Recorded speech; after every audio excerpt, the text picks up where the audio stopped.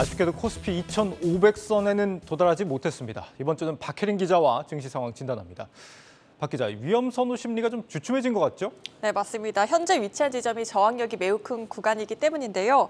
증권가에서 이번 주 코스피가 2,500선 부근에서 오늘처럼 숨을 고를 것이라고 전망하고 있습니다.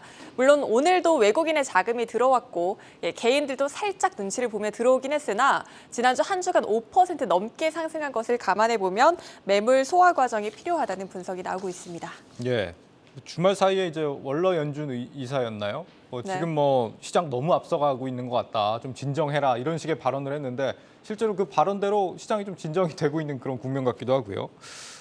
증권사에서도 조금 사실은 전망이 좀 긍정적으로 나오기를 기대했는데 실제로는 그렇지 않은 모양입니다.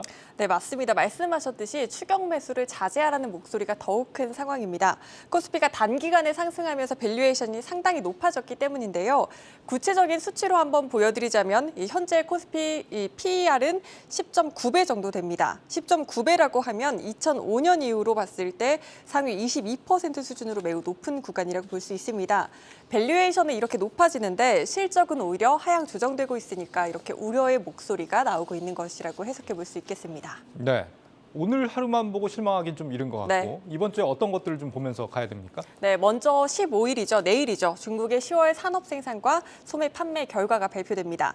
이 지표는 중국 경기 현황을 보여주는 주요 경제 지표로 월간 GDP처럼 인식되는 데이터입니다.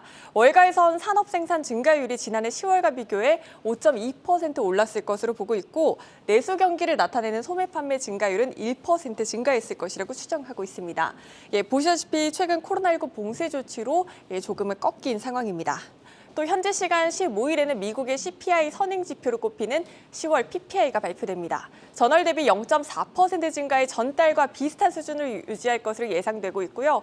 16일부터는 미국 10월 산업 생산과 소매 판매, 유로존 10월 소비자 물가 지수 등이 차례로 발표될 예정입니다. 이렇게 세계 경제를 가늠해 볼 수 있는 주요 지표들이 발표될 예정이니까 꼭 눈여겨보시기 바라겠습니다. 중화권 지수 같은 경우는 요 며칠 계속 좀 과격한 흐름을 보이고 있는데 오늘 같은 경우도 홍콩 항생 지수가 지금 장중에 한 4%까지 찍기도 했습니다. 네. 제로 코로나 완화하고 부동산 구제 정책 내놓은 것 이게 이유로 꼽히는 거잖아요. 네, 맞습니다. 이게 우리한테도 영향을 미치는 게 있을까요? 우리 경제에도 물론 긍정적인 영향을 미칠 것으로 분석됩니다. 전문가들은 중국의 제로 코로나 완화 시 한국을 비롯한 아시아 지역의 수혜가 집중될 것으로 예상하고 있습니다. 특히 우리나라 같은 경우 중국 수출이 GDP의 10%를 웃도는 만큼 다른 나라들보다 오히려 앞선다는 분석이 나오고 있고요. 우리가 중국에 수출하는 품목 대부분이 중국 내수와 연관성이 높습니다. 따라서 시장에서는 중국의 선진국향 수출이 부진하더라도 제로 코로나 완화 시 재정 정책 확대 등으로 내수 회복세가 이어질 경우 한국의 대중국 수출이 회복될 가능성이 높다고 분석하고 있습니다. 네, 지금 중국과의 외교 관계만 더 좋았다면 더없이 큰 호재였을 텐데 말이죠. 네. 어쨌거나 긍정적인 이슈다. 알겠습니다. 환율에도 그러면 좋습니까? 네, 물론 그렇습니다. 외국인이 한국을 중국과 동조화해서 생각하는 경향이 있습니다. 실제로 위안 달러 환율과 원 달러 환율이 주요국 통화 간 상관관계에서 가장 밀접한 흐름을 보이기도 하고요. 증권가에선 정책 불확실성이 큰 중국 대신 외국인 투자자들이 우리를 투자 대상으로 인식할 것이라는 전망도 나오고 있습니다. 특히 컴퓨터나 전자제품, 화학, 가구, 전기장비 등 중국 수요 비중이 높은 국내 업종이 힘을 받을 것이라는 분석이 나오고 있습니다. 더욱 이들은 올해 수출이 상대적으로 더 크게 부진했기 때문에 중국 수요 회복 시 더 탄력적으로 회복될 것이란 분석이 나오고 있습니다. 네, 반도체 바닥도 더 빨리 지나갈 거다 이런 예상도 나오는 것 같고요.